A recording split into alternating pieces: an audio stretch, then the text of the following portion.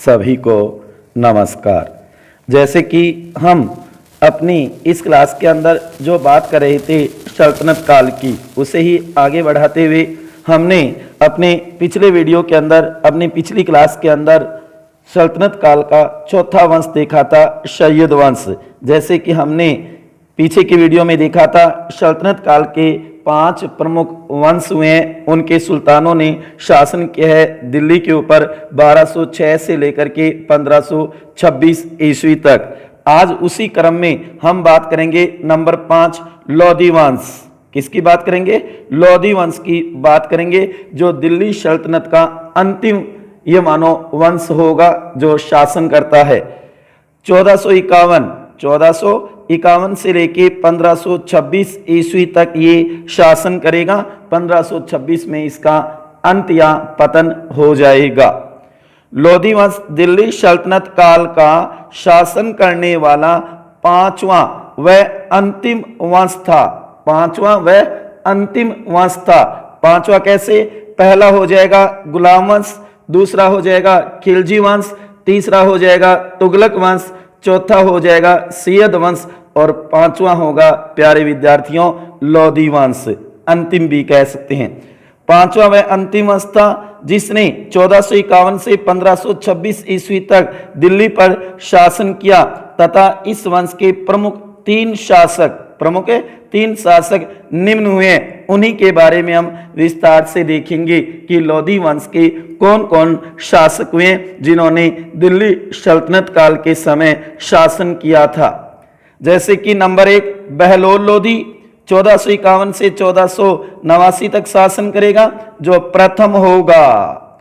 उसके बाद में नंबर 2 सिकंदर लोधी, जो कि 1489 से लेकर के और 1517 तक शासन करेगा। सिकंदर लोधी जो इसका सर्वश्रेष्ठ शासक होगा लोधी वंश का।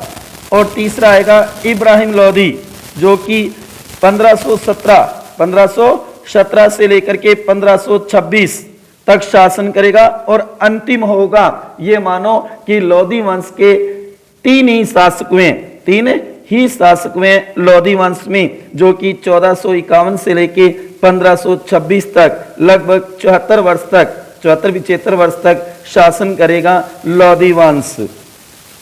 तो आज हम विस्तार से बात करेंगे दिल्ली सल्तनत काल के अंदर लोधी वंश की। उसके 3 प्रमुख शासक देखेंगे और उनसे जुड़े हुए महत्वपूर्ण तथ्य देखेंगे। चलो प्यारे विद्यार्थियों, देखते हैं लोधी वंश। नंबर 1 बहलोल लोधी। अंतिम सैयद वंश के, जो इससे पहले सैयद वंश था लोधी वंश से पहले, जो हमने अपने पिछले वीडियो के अंदर विस्तार से पढ़ा भी था। तो अंतिम सैयद वंश के शासक आलम शाह, अलाउद्दीन आलम शाह था, ने स्वेच्छापूर्वक दिल्ली का शासन त्याग दिया और बहलोल लोधी ने 1451 में दिल्ली पर अधिकार कर लिया। लोधी वंश की स्थापना की और यही बन गया लोधी वंश का संस्थापक। कहा जाता है कि अलाउद्दीन आलम शाह ने जब दिल्ली का शासन त्याग दिया अपनी स्वेच्छा से, तो उसके बाद बहलोल लोधी गाजी के नाम दिल्ली के सिंहासन पर बैठा और उसने प्रथम अफगान साम्राज्य की नींव डाली। ये भी ध्यान रखना, अफगान इससे पहले थे वो लगभग तुर्क थे और ये अफगान होगा। दिल्ली पर तुर्कों के बाद पहली बार अफगान साम्राज्य का शासन हुआ। पहले कौन थे? तुर्क। और लोधी है वो कौन होंगे? अफगान शासक होंगे।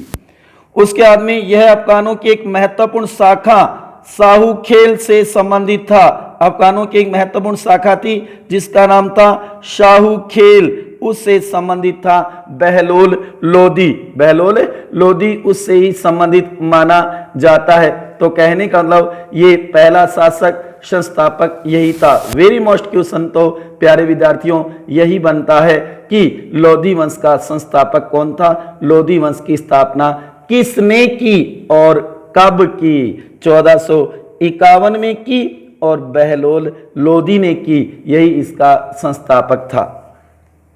उसके बाद में उसने बहलोली सिक्के भी चलाए, बहलोली नाम से सिक्के भी चलाए ऐसा कहा जाता है। और ये भी माना जाता है, ये भी माना जाता है कि उसके जो सिक्के अकबर के पहले तक, जो महान सम्राट अकबर आएगा उससे पहले तक उत्तरी भारत में विनिमय का मुख्य साधन बना रहा।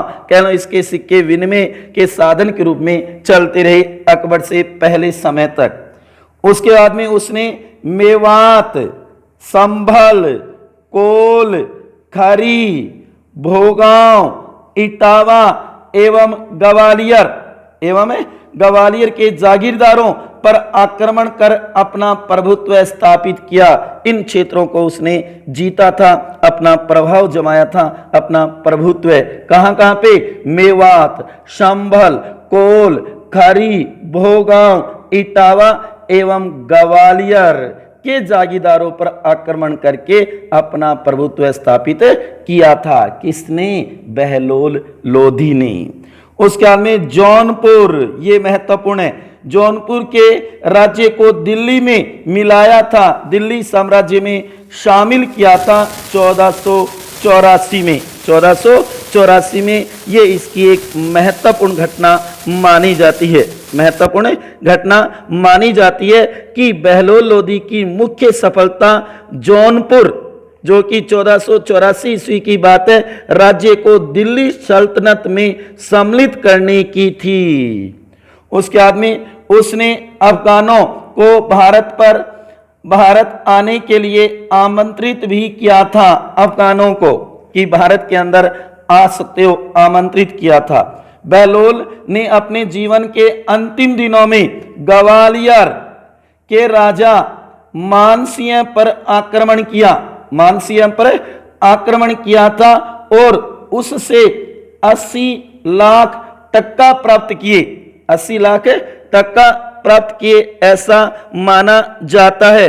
और उसी समय आते समय कहते हैं कि इसकी तबीयत खराब हो गई और उसके बाद में ये 38 वर्ष शासन करने के बाद 1489 में इसकी मृत्यु हो गई, रामगढ़ की टिकट कट गई तो इसकी मृत्यु हो गई बहलोल लोधी की। तो इसके 2-3 महत्वपूर्ण क्वेश्चन है जो हमेशा ध्यान में रखना है, कंपटीशनों में पूछे जा सकते हैं। स्थापना लोधी वंश की कब की और किसने की? संस्थापक किस महत्वपूर्ण अफगान शाखा से संबंधित था? कौन से सिक्के चलाए थे? और जौनपुर के राज्य को दिल्ली में कब मिलाया, कब शामिल किया? 1484 में। तो ये था बहलोल लोधी, जो कि लोधी वंश का प्रथम शासक कह दो, संस्थापक कह दो और उसकी स्थापना करने वाला कह दो, पहला प्रतापी शासक कह दो। उसके बाद में नंबर 2 सिकंदर लोधी। नंबर 2 सिकंदर लोधी 1489 से 1517 तक शासन करेगा।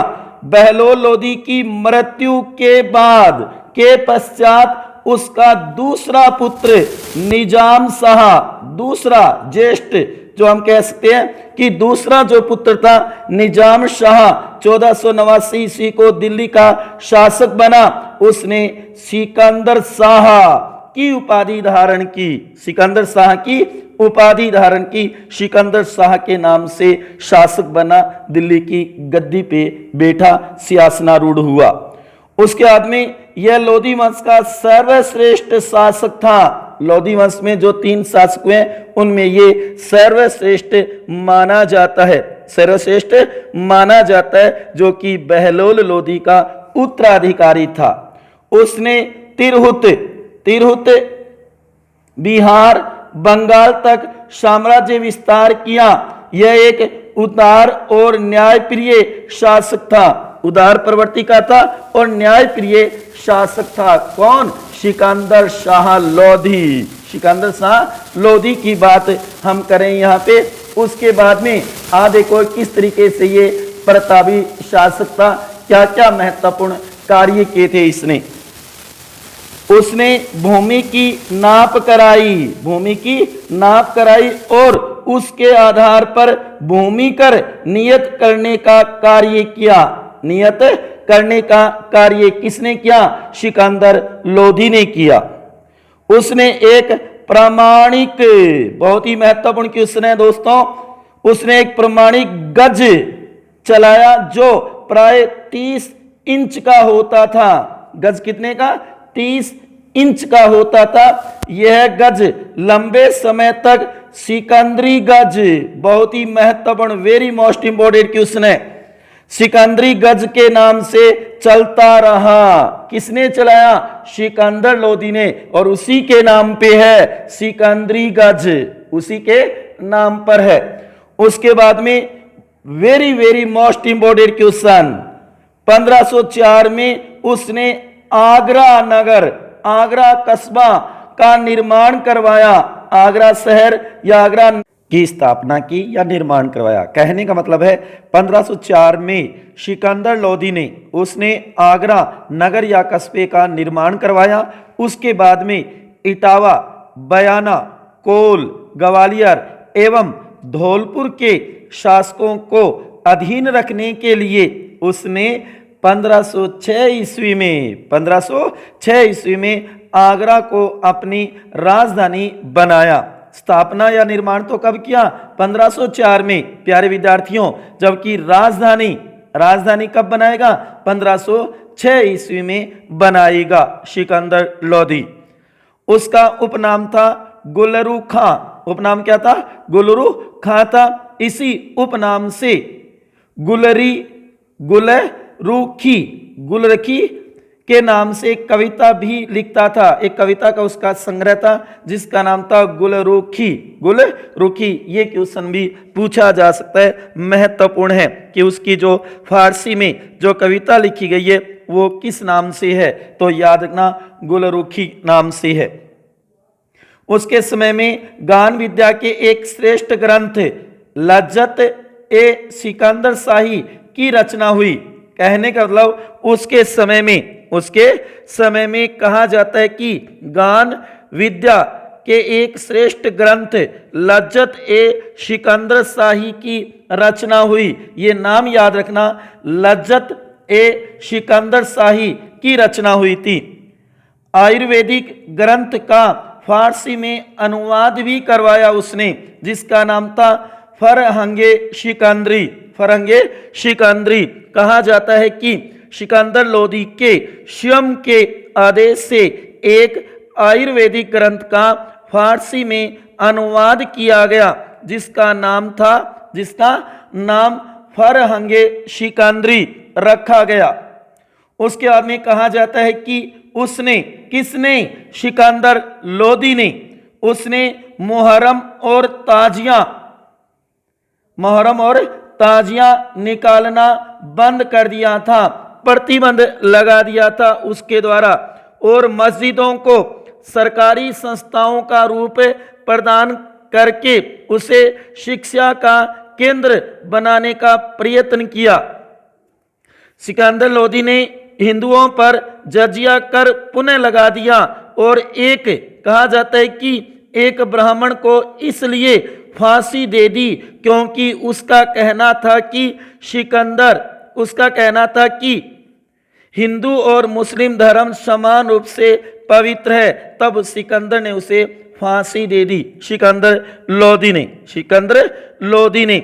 और यह भी कहा जाता है कि सिकंदर शाह की मुख्य सफलता अफगान सरदारों को अपने नियंत्रण में रखने की थी।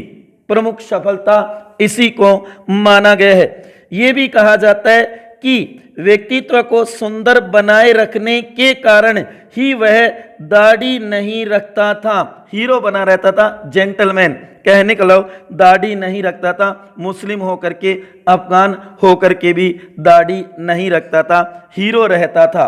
और कहा जाता है कि सिकंदर लोधी के अनुसार यदि मैं अपने एक गुलाम को भी पालकी में बैठा दूं तो मेरे आदेश पर मेरे सभी सरदार उसे अपने कंधों पर बैठाकर ले जाएंगे। कहने का मतलब उसका प्रभाव इतना ज्यादा था साम्राज्य में। और कहा जाता है कि अंत में 21 नवंबर 1517 ईस्वी में आगरा में उसकी मृत्यु हो गई। किसकी? सिकंदर लोदी की। तो इसके कई महत्वपूर्ण क्वेश्चन बनते हैं। एक तो ये सर्वश्रेष्ठ शासक था, दूसरा इसने नाप कराई के लिए, भूमि की नाप कराई के लिए जो सिकंदरी गजे सिकंदरी जिसको कहा जाता है, गजे सिकंदरी के नाम से भी जाना जाता है, जो कितने प्राय 30 इंच का होता था। उसके बाद में महत्वपूर्ण क्वेश्चन,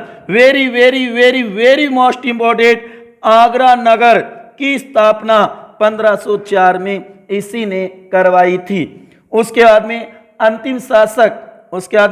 अंतिम शासक आएगा इब्राहिम लोदी। तीसरा, लोदी वंश का तीसरा शासक कौन होगा? इब्राहिम लोदी, जो कि 1517 से 1526 तक शासन करेगा। 1517 से 26 तक शासन करेगा। अंतिम शासक होगा, अंतिम शासक यही होगा लोदी वंश का।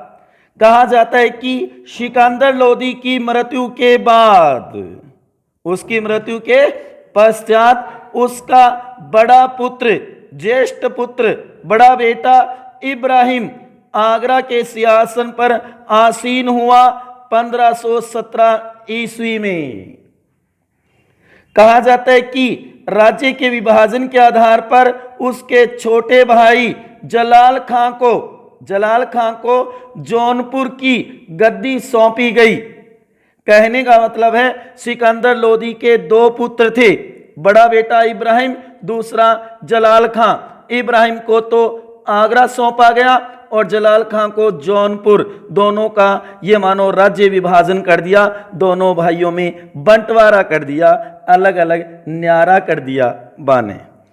उसके बाद में कहा जाता है कि परंतु अंत में इब्राहिम, बड़ा भाई इब्राहिम ने जौनपुर पर भी कब्जा कर लिया, अपने छोटे भाई को मार दिया, हटा दिया और उसके क्षेत्र पर भी अपना अधिकार कर लिया। क्योंकि भाई भाई के बीच में हम देखते हैं कि चाहे वो संपत्ति को लेकर के हो, चाहे वो भूमि जमीन को लेकर के हो, द्वेष होता है, बैर होता है। तो यहाँ पर वही कार्य इब्राहिम ने किया, जौनपुर पर अपना अधिकार कब्जा कर लिया, जो कि जलाल खां के पास था। उसके बाद में कहा जाता है कि 1517 या 18 में इब्राहिम लोदी व राणा सांगा, मेवाड़ का प्रतापी शासक राणा सांगा, हिंदू पथ के नाम से जिसे जाना जाता है, राणा सांगा के मध्य गैटोली का युद्ध हुआ, जिसमें लोदी की हार हुई, लोदियों की हार हुई या लोदी सेना पराजित हुई। राणा सांगा जीत गया, राणा सांगा वो जीत गया। इब्राहिम के तात्कालिक अमीरों से, जो उस समय के अमीर या ये कहो सूबेदार, उस समय के जो धनाढ्य व्यक्ति, ये मानो कि सामंत व्यक्ति कह दो, जो सूबेदार थे, उनसे संबंध अच्छे नहीं थे, ऐसा माना जाता है। तत्कालीन उस समय ही इब्राहिम जो शासन कर रहा था, तो उस समय अमीरों से संबंध अच्छे नहीं थे उसकी पंजाब के सूबेदार दौलत खां, पंजाब का सूबेदार कौन था? दौलत खां से अनबन हो गई थी। दौलत खां से कहा सुनी हो गई, मन मुटाव हो गया, दोनों के विचार नहीं मिले, दौलत खां से अनबन हो गई थी। इस कारण दौलत खां ने काबुल के शासक, फरगना का शासक कौन? बाबर, जहीरुद्दीन मोहम्मद बाबर को भारत पर आक्रमण करने के लिए आमंत्रित किया, बुलाया, निमंत्रण दिया, जो कि बाबर तो इस इंतजार में था ही, क्योंकि बाबर एक महत्वाकांक्षी शासक था फरगना का, जो उस समय काबुल का भी शासक था। तब आपको पता है जब आमंत्रित किया जा रहा है तो क्यों नहीं आएगा, वो तो भारत पर आना भी चाहता था। भारत पर अधिकार भी चाहता था, दिल्ली को जीतना भी चाहता था। तो 21 अप्रैल 1526 ईस्वी को पानीपत के मैदान में, जो वर्तमान में हरियाणा राज्य में है, पानीपत का मैदान, पानीपत के मैदान में बाबर व इब्राहिम के बीच युद्ध हुआ। आमने सामने, एक तरफ इब्राहिम लोदी की सेना, दूसरी तरफ जहीरुद्दीन मोहम्मद बाबर की सेना। इसमें इसे पानीपत का प्रथम युद्ध कहते हैं। इस युद्ध को किस नाम से जाना जाता है? पानीपत का प्रथम युद्ध, क्योंकि प्यारे विद्यार्थियों पानीपत के 3 युद्ध हुए हैं। पानीपत का प्रथम युद्ध, पानीपत का द्वितीय युद्ध, पानीपत का तृतीय युद्ध, जो आगे हम देखेंगे इतिहास में द्वितीय और तृतीय युद्धों के बारे में। आज हम बात कर रहे हैं पानीपत का प्रथम युद्ध। इसमें इब्राहिम लोदी की पराजय हुई, हार हुई, इब्राहिम लोदी की मारा भी गया इस युद्ध में, जो कि ये कहा जा सकता है कि यह युद्ध युगांतरकारी सिद्ध हुआ, युगांतरकारी सिद्ध हुआ। एक युग का अंत हुआ, पतन हुआ, तो दूसरे युग का ये मानो उदय हुआ। कहने का लव, लोदी वंश समाप्त होगा, दिल्ली सल्तनत काल, और मुगल वंश, मुगल साम्राज्य शुरू होगा। तो कहने का मतलब लोदी की पराजय हुई और दिल्ली सल्तनत काल समाप्त हो गया और भारत में एक नवीन वंश, मुगल वंश की स्थापना हुई। मुगल वंश की नींव रखी गई, किसके द्वारा? बाबर के द्वारा। तो कहने का मतलब है कि पानीपत का प्रथम युद्ध एक निर्णायक युद्ध था।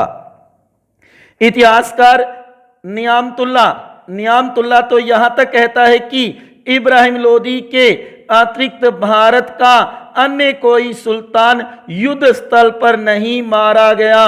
कहने का मतलब है इब्राहिम लोदी इस युद्ध में युद्ध स्थल पर ही मारा गया था, जो लोदी वंश का अंतिम शासक था। लोदी वंश का अंतिम शासक माना जाता है, अंतिम शासक माना जाता है। जैसे कि हमने देखा 21 अप्रैल 1526 ईस्वी को पानीपत के मैदान में बाबर व इब्राहिम के बीच युद्ध हुआ।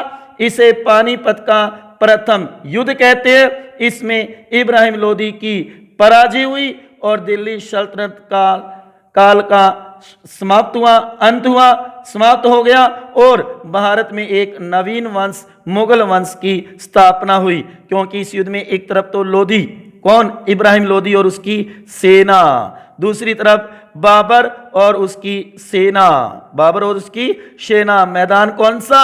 पानीपत का मैदान, पानीपत का मैदान, लोदी वेसेज बाबर। तो यहां पे कहा जाता है कि बाबर ने, चाहे वो छल कपट मान लो, चाहे अपने जो महत्वाकांक्षा की जो शक्ति थी, जो कि तोप है, तुलगमा पद्धति आदि का प्रयोग करते हुए और लोदी को मार देगा, इब्राहिम लोदी को हरा देगा। डिस्योम, कहने का मतलब लोदी इस युद्ध में हार जाता है और ये मानो कि पतन हो जाएगा लोदी वंश का और उदय हो जाएगा कहने का मतलब मुगल वंश का। किसका हो जाएगा? मुगल वंश का हो जाएगा। मुगल साम्राज्य की स्थापना हो जाएगी और बाबर मुगल साम्राज्य का पहला बादशाह बनेगा, पहला बादशाह बनेगा। कौन? जहीरुद्दीन मोहम्मद बाबर। तो इस तरीके से कहा जाता है कि सल्तनत काल है वो समाप्त हो जाता है, सल्तनत काल है वो समाप्त हो जाता है और ये मानो मुगल साम्राज्य की नींव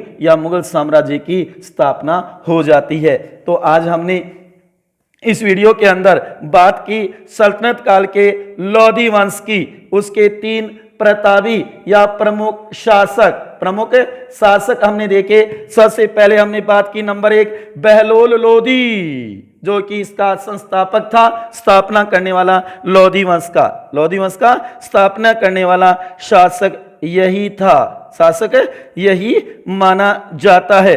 कहा भी जाता है कि बहलोल लोदी अमीरों को मसनद ए अली पुकारता था। क्या पुकारता था? मसनद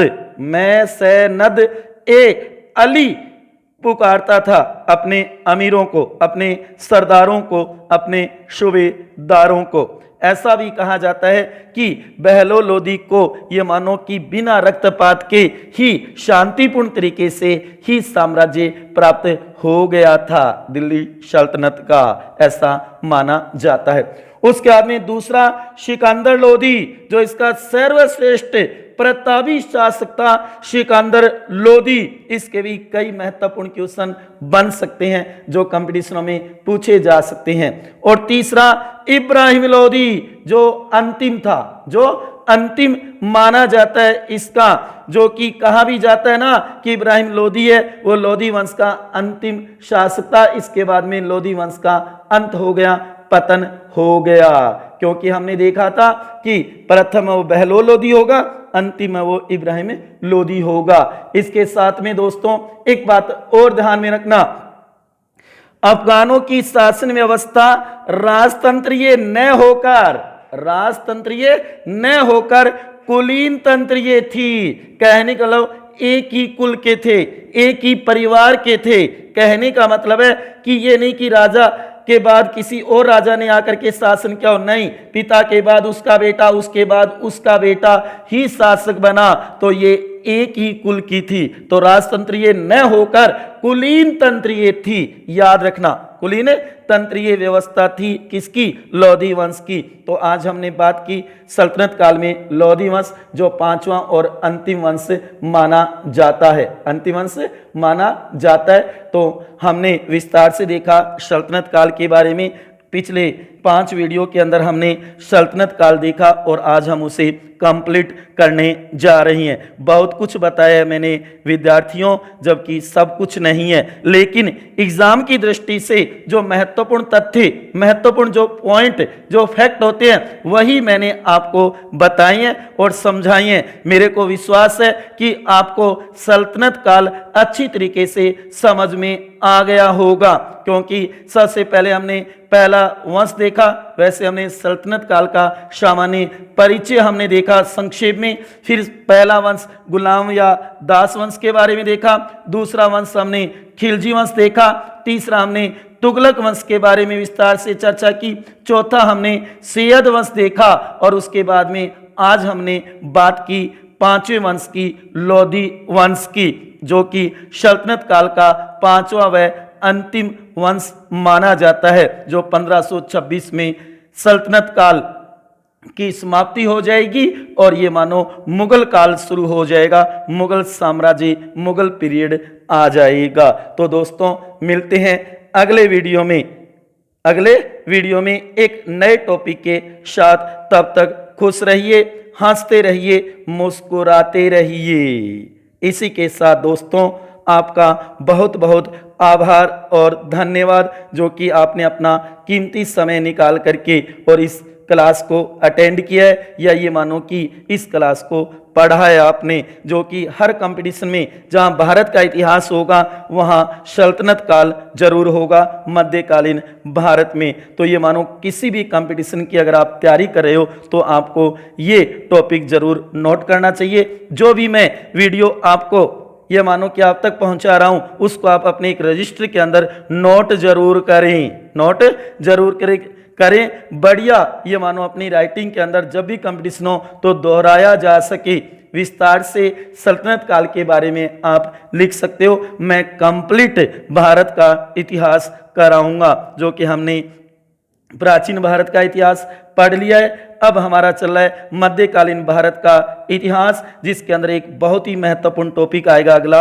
वो है मुगल काल, मुगल साम्राज्य, मुगल वंश, उसके प्रतापी शासकों के बारे में, उसकी प्रशासनिक व्यवस्था के बारे में हम देखेंगे। उसके बाद में कुछ और टॉपिक भी है मध्यकालीन भारत के इतिहास में। उसके बाद हम शुरू करेंगे आधुनिक भारत का इतिहास। तो इसलिए मेरे साथ बने रहिए, ऐसे ही स्नेह सहयोग की ज़रूरत है मेरे को। और अभी तक मेरे चैनल को सब्सक्राइब नहीं किया है तो कृपया सब्सक्राइब भी कर देवें और मेरे इस वीडियो को ज़्यादा से ज़्यादा शेयर करें, लाइक करें। इसी के साथ दोस्तों धन्यवाद।